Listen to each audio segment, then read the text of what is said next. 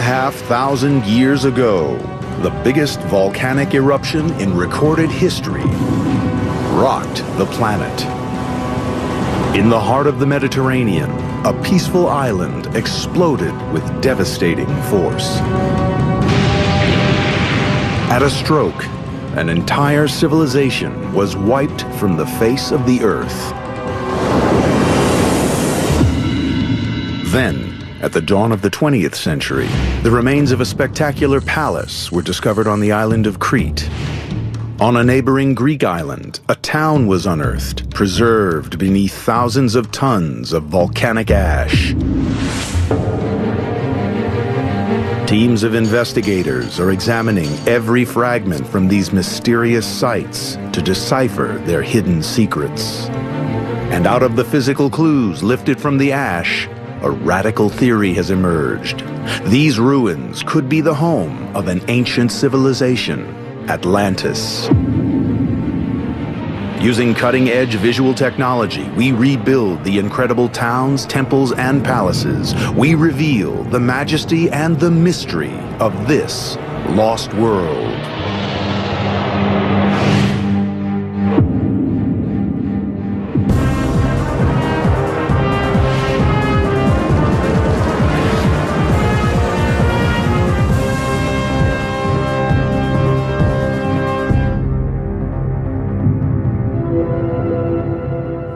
Every search for Atlantis begins with the writings of the great Greek philosopher Plato. Plato was essentially the father of Western philosophy. And because what he had to say was so important and has remained important throughout the history of Western thought, it became much more acceptable, much more respectable, if you will, than if someone else had written it. In one of the most intriguing of his writings, Plato describes a remarkable utopian society. Rich in wealth and knowledge, their skills as builders and engineers were advanced beyond imagining. But, he says, the peace of this land was suddenly torn apart. Legend has it that the entire civilization was wiped out in a single day and night, engulfed by the ocean and lost to the world for thousands of years. No other mystery on Earth has sparked such obsession or given rise to so many extraordinary theories. On the Mediterranean island of Crete, a discovery was made in early 1900 that would add a new chapter in the search for Atlantis. An archaeologist named Arthur Evans, a real-life Indiana Jones, arrived on Crete. He was searching for the treasures of the ancient world. Evans was looking for something very specific. He was looking for the first European culture, but he was also looking for the roots to Greek mythology. Evans began his search in a hilltop settlement called Knossos. He soon found something that was beyond his wildest dreams. In the very first trench he dug, Evans unearthed a magnificent stone throne. It was the heart of a spectacular palace complex. Covering an area the size of 4 football fields and containing 10 times as many rooms as Washington's White House, the dig exposed construction on a massive scale.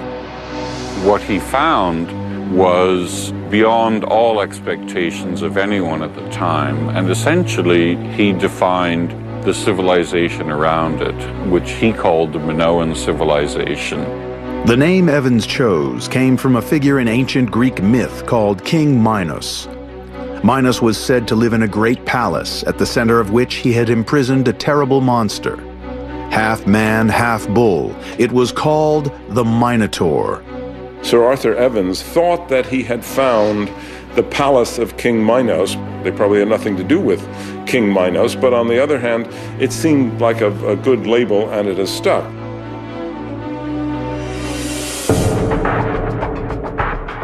Today, a groundbreaking new theory has emerged as to the origin of this lost world. It's entirely possible that something like the Atlantis myth comes out of here, and it's passed on for centuries and grew in some kind of grand importance. And so there is this theory that the Minoans were in fact the early Atlanteans.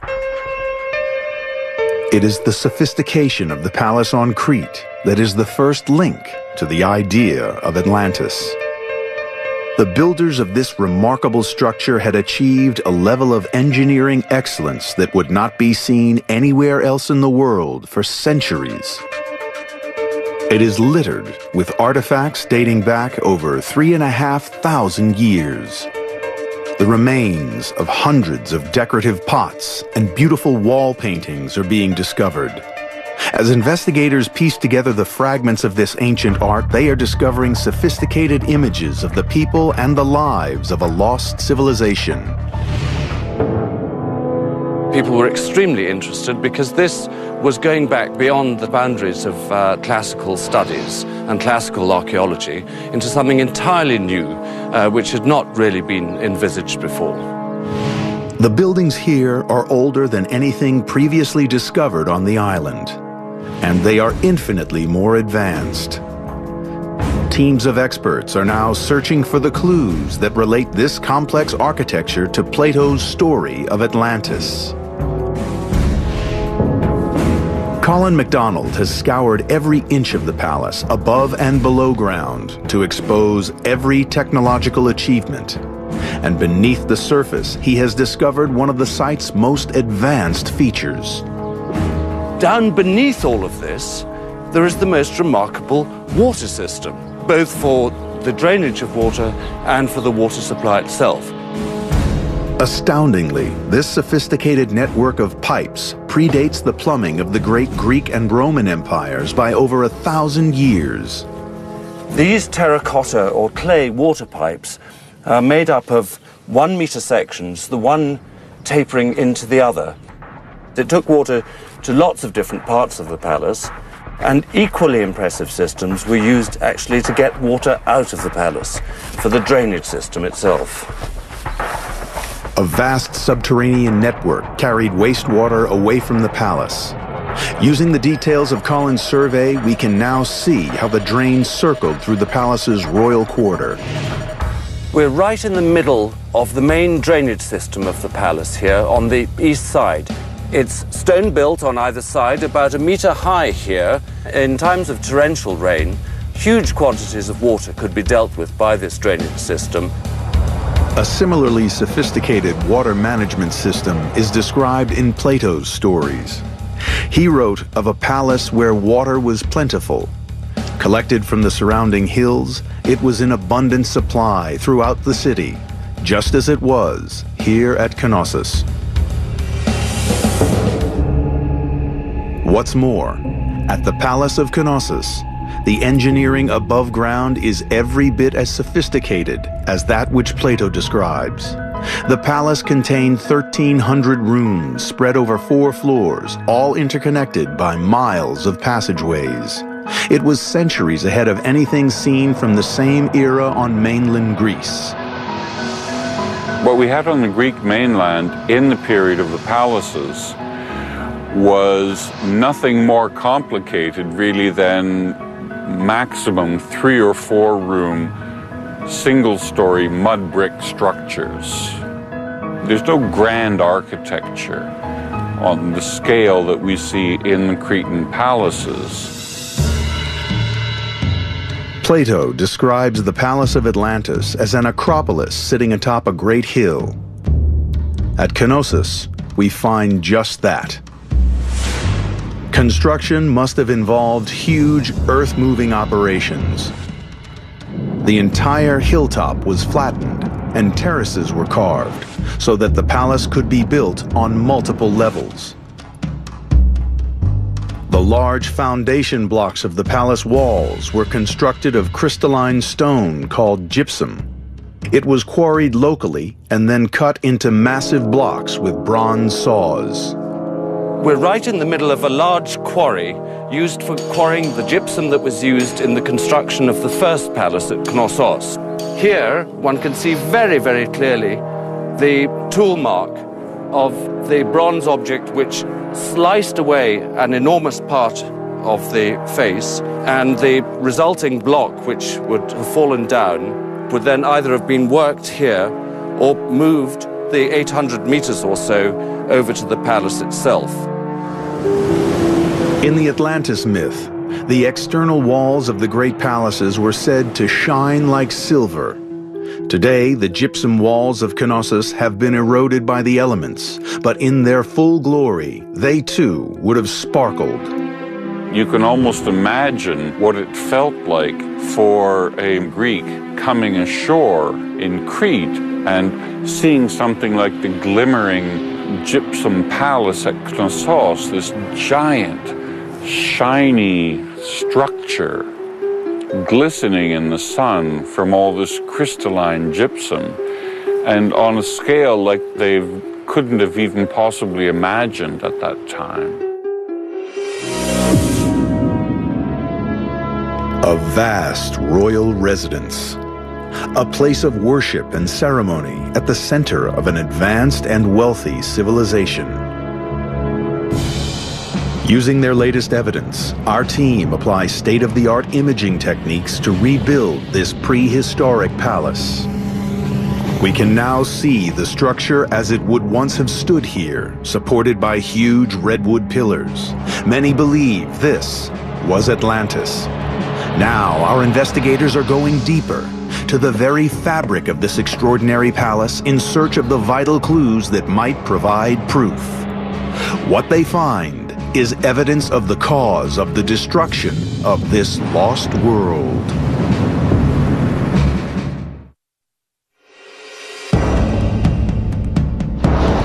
In the heart of the Mediterranean Sea, on the island of Crete, a remarkably sophisticated palace has been unearthed, and the find has reignited the search for the most famous of all lost worlds. With its massive scale, its complex water management systems, and its sparkling gypsum walls, the engineering of this extraordinary palace ties it closely to Plato's descriptions of Atlantis. Hidden deep in the fabric of this amazing place, there are even more compelling links. Plato wrote of Atlantis that it was a complex society that lived a utopian existence, its people in harmony with nature and their fellow man. That same harmony can be seen here, in the order and symmetry of the building's engineering, in the way it makes use of the natural flow of the elements. The palace engineers were masters at controlling the path of air and light through the depths of the palace quarters. They devised systems that appear advanced even today, even though they are almost 4,000 years old. Internal rooms were divided with an ingenious system known as pier and door partitioning.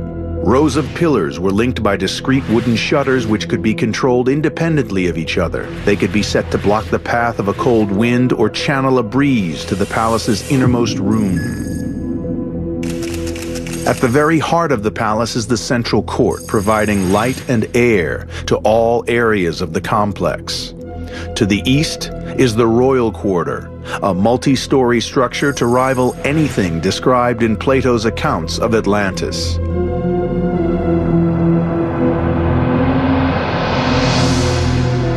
At its heart, a huge 4-story spiraling staircase was built around pillared balconies, open to the elements to form a vast light well.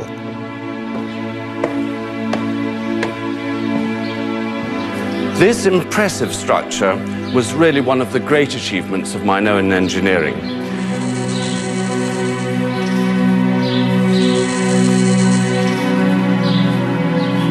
And in the middle of the staircase is this marvelous rectangular light well, which allowed the natural sunlight to diffuse all the way down to the bottom and then outwards into all the rooms which would otherwise have been very gloomy indeed.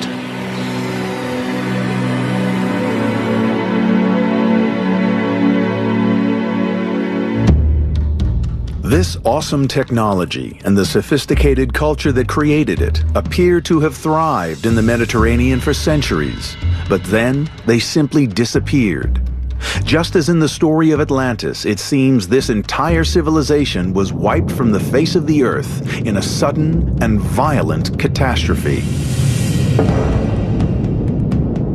The first clues to what might have happened lie in the sea that surrounds the island. The whole of the Mediterranean is divided into two tectonic plates, with Europe on one side and Africa on the other. These two colossal land masses collide, and periodically the energy of these collisions is released in earthquakes. The archaeological evidence for earthquakes is very difficult to detect here, partly because, of course, they rebuilt and repaired immediately afterwards. There is one instance, however, on the south side in the so-called House of the Fallen Blocks. It seems that at the end of the First Palace period, there was a huge earthquake, and these enormous blocks were thrown several meters to the south, and there they remain today as evidence of this enormous earthquake. Our experts have discovered that the palace engineers devised new and innovative techniques to create structures that would withstand the destructive force of these violent quakes.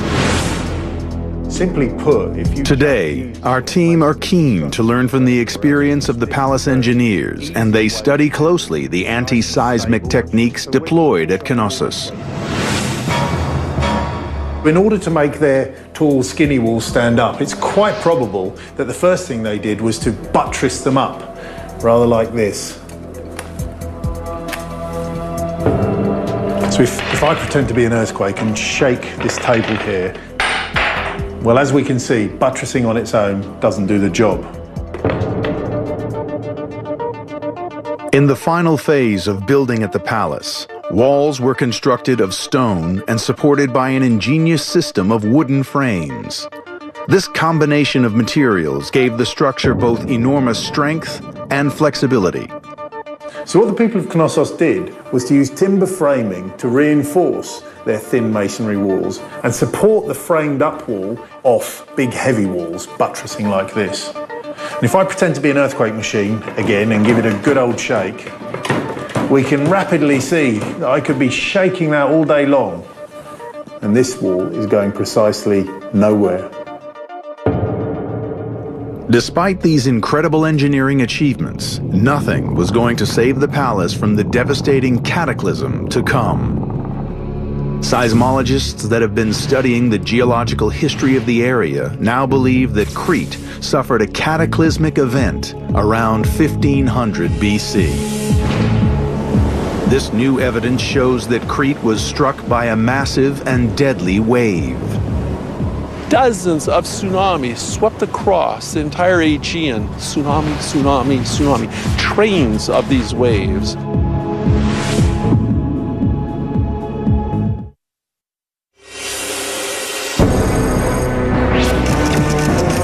On the Mediterranean island of Crete, archaeologists have discovered the remains of an ancient palace. These stunning buildings are the first trace of a culture that has been missing for 3,500 years, and many believe that the palace was at the heart of the most famous of all lost worlds, the civilization of Atlantis. Just like Atlantis, the palace of Knossos and the island of Crete were devastated in a cataclysmic event. In search of the source of this destruction, experts have focused on a volcanic island 100 miles north of Crete. It was known in ancient times as Thera. Today, it is Santorini. Volcanologist Floyd McCoy has made it his life's work to decipher the geological clues and piece together the island's destructive history. This volcano has an amazing history of repeated giant explosions. With every explosion, this hole in the ground, which we call a caldera, is re-excavated repeatedly. And every time it blows itself apart, it leaves a deposit on the landscape, and layer by layer, it built itself up. And so what we see over there are the layers of these repeated explosive eruptions through tens of thousands of years. At the center of Santorini, inside the cliffs of the main island, is Nea Kameni, the new furnace. It is a barren and hostile island, peaked by the crater of an active volcano. Floyd McCoy has discovered that there was once an island right at the center of the caldera. It was swallowed up by a terrible volcanic eruption. Occupying this large caldera then was this large island that a civilization lived on. It's gone. The island was blasted to bits. Plato wrote of a devastating cataclysm that destroyed the great civilization of Atlantis. And Santorini, the closest neighbor to Crete and the Palace of Knossos, was the location of one of the biggest explosions in recorded history. Researchers have developed a new theory that Santorini and Crete were both a part of Atlantis. The theory has its basis in the dramatic color of these cliffs. Plato described quarries in Atlantis where rocks of white, black, and red were extracted from the hills. The rock was then used in the construction of a great island city. The description matches the rocks found here in Santorini. This island city was described as being laid out in a series of concentric circles of land and water, each one connected to the ocean by an immense canal 100 feet deep. There were also docks for huge numbers of ships and a causeway over which they could offload the riches, whatever they were, that were coming into Atlantis. In other words, everything that human beings could need was available in Atlantis itself. Plato's description of the island as circular relates perfectly to the symmetrical formation of the central volcanic island on Santorini. But to prove a link is impossible without proof of life on the island before its last big eruption.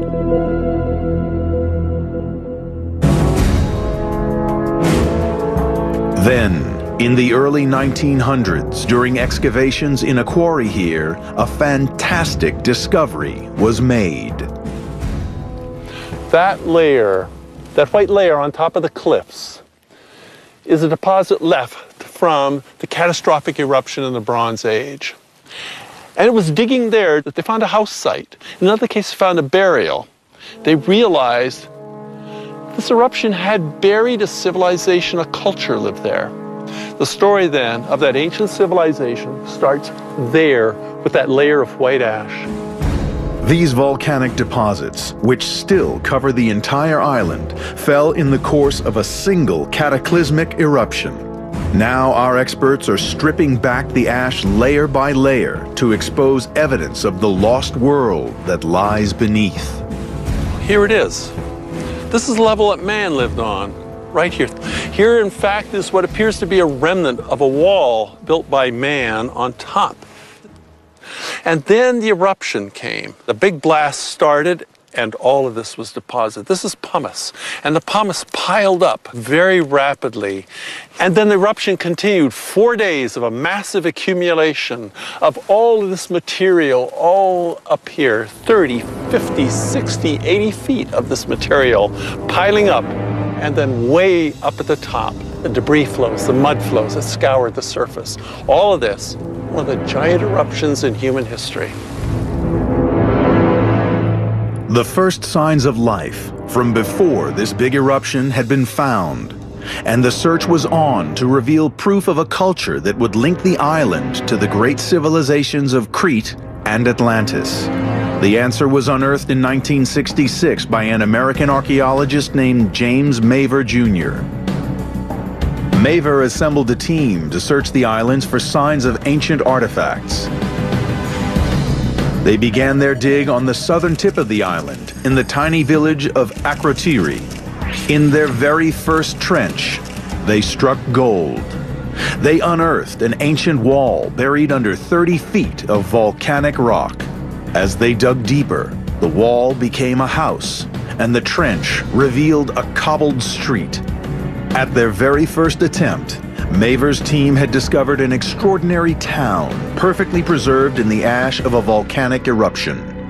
We are talking about a brilliant culture, brilliant civilization with a very advanced technology in all ways, and especially building technology. The discovery was hailed as one of the most important finds in classical archaeology. The town remained substantially intact. Just like the city of Pompeii in Italy, volcanic ash had filled the city and sealed it from the elements. Its contents had been preserved for more than 30 centuries.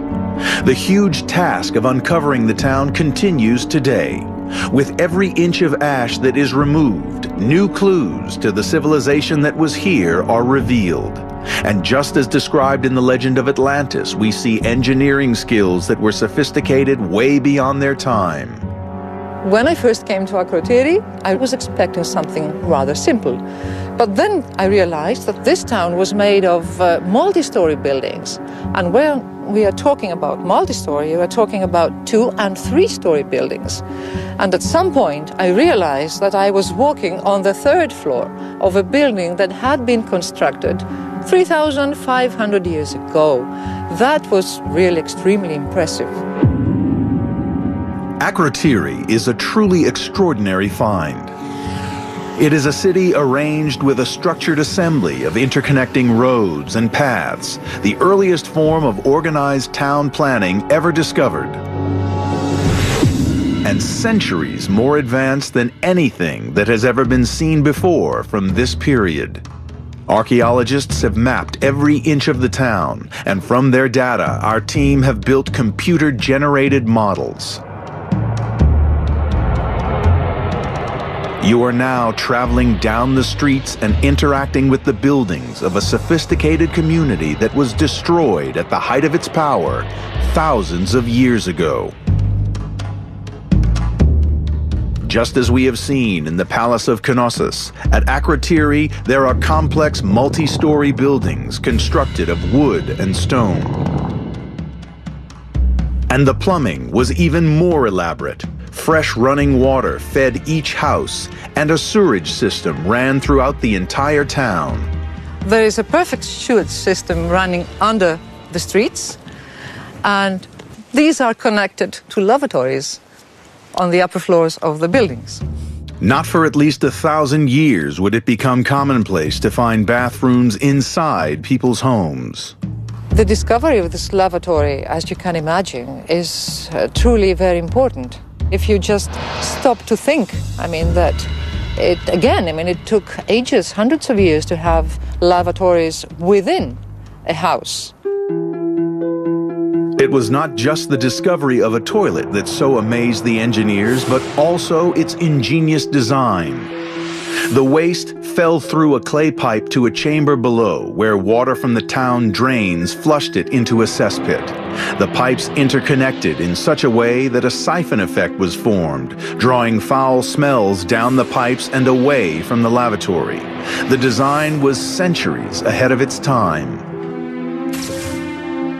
This sophisticated system of water management matches up to the stories of Atlantis, in which Plato wrote of ancient towns equipped with hot and cold running water. But there was one crucial discovery at Akrotiri that lent new credibility to the idea that Santorini was the island at the center of Atlantis.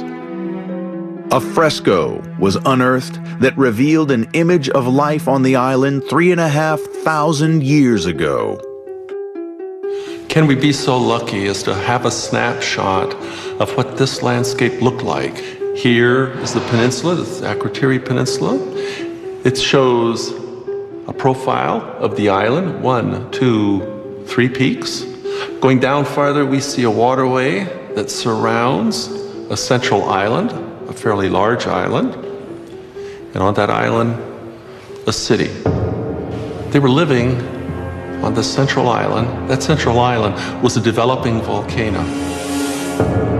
This idea of a central island port encircled with layer upon layer of buildings fits perfectly Plato's description of the island city of Atlantis. A city that at the height of its power was blown to bits in a devastating eruption. Seismologists are now following a trail of clues that lead from Santorini back to the palaces of Crete.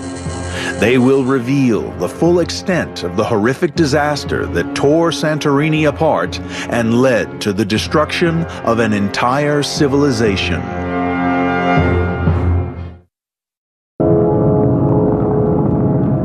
In the heart of the Mediterranean, a lost world has been discovered. A palace on Crete and a town on Santorini linked by the unique engineering of their buildings. Archaeologists have opened a window on a highly advanced culture known today as the Minoans. They thrived 3,500 years ago, and many now believe that what they left behind gave rise to the myth of Atlantis. Since the discovery of the palace at Knossos in 1900, archaeologists have expanded their search.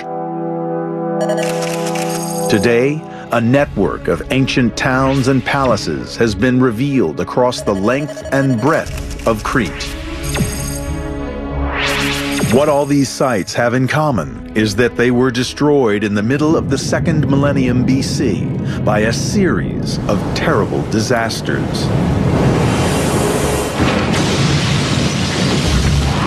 According to the Greek philosopher Plato, Atlantis too was destroyed in a single day and night. The land was swallowed by the sea. 100 miles north of Crete on Santorini, Floyd McCoy has been gathering data to determine if the magnitude of the eruption that happened here in 1500 BC was enough to cause the devastation of Crete. What he has discovered is beyond all expectations. So how big was this eruption?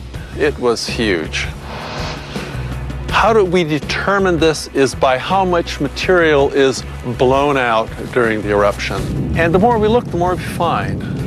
There are huge, thick deposits of this ash and pumice on the seafloor that surround this island. It's been found down to the Nile Delta. It's been found up in the Black Sea. When we take all of this material and calculate the volume of it, we come out with an eruption that is perhaps 10 times Krakatoa in 1883. Because Krakatoa exploded in the late 19th century, we have comprehensive records of the eruption, and the details are spine-chilling. The eruption ejected more than 6 cubic miles of rock, ash, and pumice into the atmosphere, killing 36,400 people. But it would have been dwarfed by the Santorini eruption. It was enormous, and it occurred right in the middle of a flourishing civilization.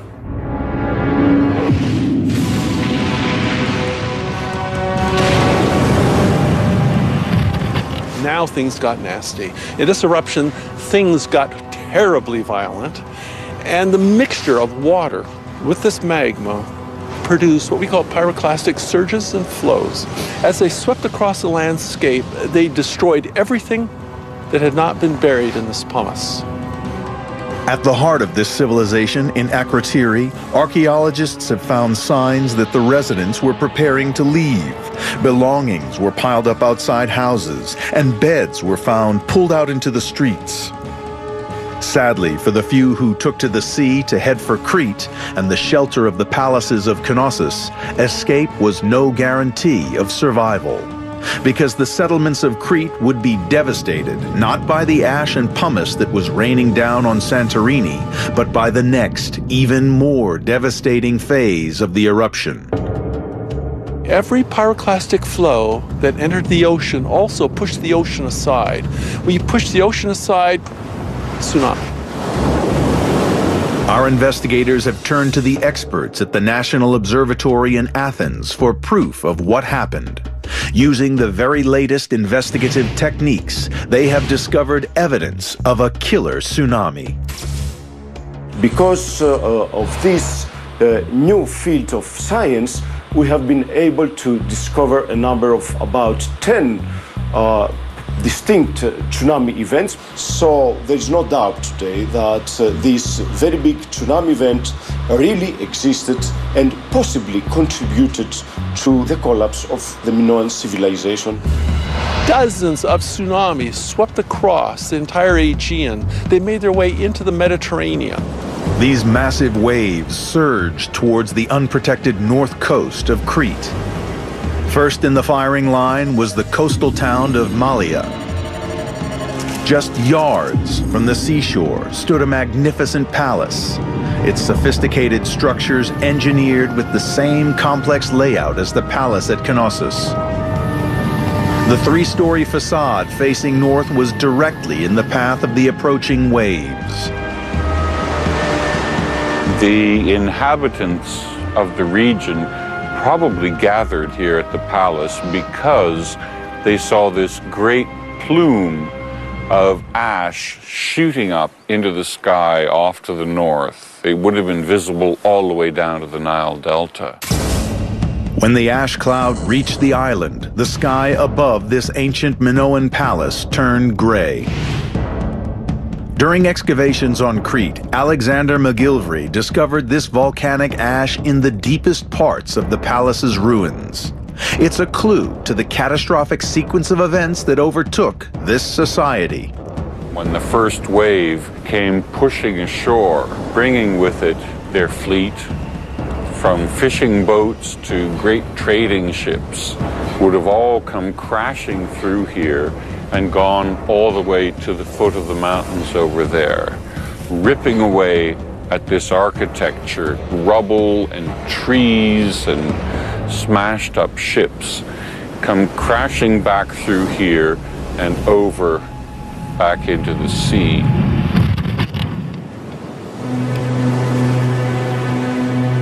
This scene of destruction was repeated all along the coast of Crete and far beyond. Not even the brilliant builders of the great reinforced walls at the Palace of Knossos could have foreseen the power of the tremors that accompanied these waves. They rocked the island. Massive earthquakes caused by the volcano shook the palace to its foundations. The devastation of this ancient civilization was complete. Today, long after the destruction that struck the Mediterranean, the search for the links that bind these places to the story of Atlantis has taken a new turn. The final extraordinary clue leads east to the ancient land of Egypt.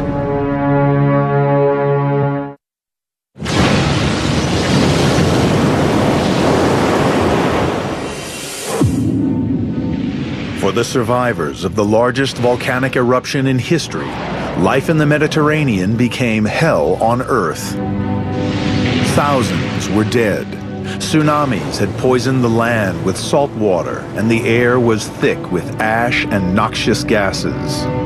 Just as Plato wrote when he described the end of Atlantis, the island of Santorini, at the center of this newly discovered world, had been destroyed.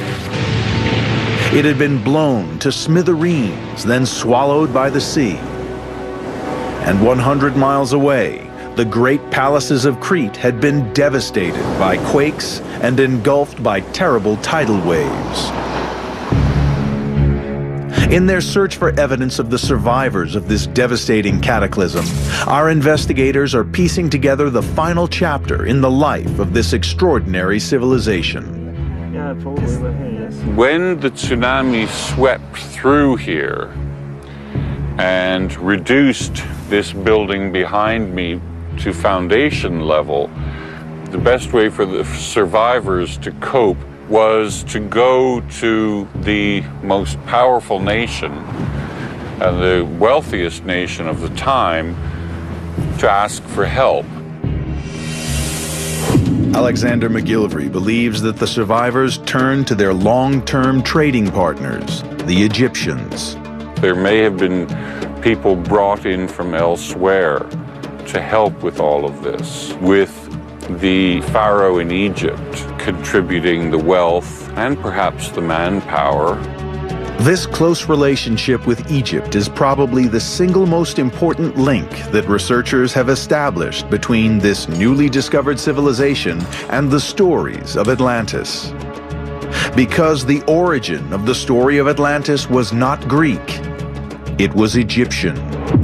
In 590 BC, in the holiest shrine of Egypt's capital, the great Greek statesman Solon was shown ancient inscriptions. They date back to almost 1,000 years before, 1450 BC. These documents told of the existence of a civilization of great power and prestige, ruler of all the lands to the west of Egypt. When Solon returned to his homeland, the story of Atlantis became part of Greek folklore, a tale told at parties and passed down through the generations until, in 370 BC, Plato penned his version of this Egyptian tale. Now, on the wall of an Egyptian tomb, researchers have discovered inscriptions that they believe are the original texts that were shown to Solon. It turns out that Solon must have invented the name Atlantis because the Egyptians called the people of this ancient world by another name. That name was Kefchu, and Kefchu is the Egyptian name for the people of Crete, the very island at the heart of this lost world. So what happened to the survivors from this remarkable civilization? There are signs on Crete that the Kefchu did begin to recover after the effects of the catastrophic volcano. But the survivors were dangerously vulnerable, and soon after the catastrophe, warriors from the Greek mainland invaded Crete. The Minoans did not have the strength or the numbers to repel the invaders, and the island fell. This finally spelled the end of one of the greatest civilizations in human history. The sophisticated engineering techniques and the extraordinary architecture that gave them their unique identity disappeared forever. The Greeks went on to dominate the entire Western world. They gave birth to a culture on which Western societies are based, but things could have been so different. If it weren't for the tsunami and the Theran eruption, we would probably be reading Plato in Minoan. The Minoans would have continued to expand their empire onto the Greek mainland. The White House would probably look more like the palace at Knossos than classical Greek architecture. There are still many questions to be answered that could shed light on the links between the great palaces, towns, and temples of Crete and Santorini, and the mysterious legends of the Egyptians' Kefchu and Plato's Atlantis. On Santorini, vast areas wait to be excavated, and the ocean bed remains largely unexplored. But time may be running out. At the heart of the caldera, beneath the towering cliffs of the modern-day Santorini, is the Nea Kamenni, or New Furnace. It is the site of the present volcano, and it is still very much alive. When the volcano collapsed after the eruption 3,500 years ago, it left behind a hole in the ocean 1,000 feet deep. Since that time, the volcano has been growing again, pushing back up through the ocean. Today, it rises 400 feet above sea level, back almost to the size that it was when it erupted 35 centuries ago. Seismologists believe that it will erupt again. The question is when. When that next big blast comes, the best we can do is hope that we can predict it and get away. If we don't, if we stay here for that next big explosion, we'll be a piece of the volcanic ash deposit. When the volcano does blow, it will engulf the surrounding islands again, freezing life in a moment of time, burying it under a new layer of volcanic ash. A new lost world will be created.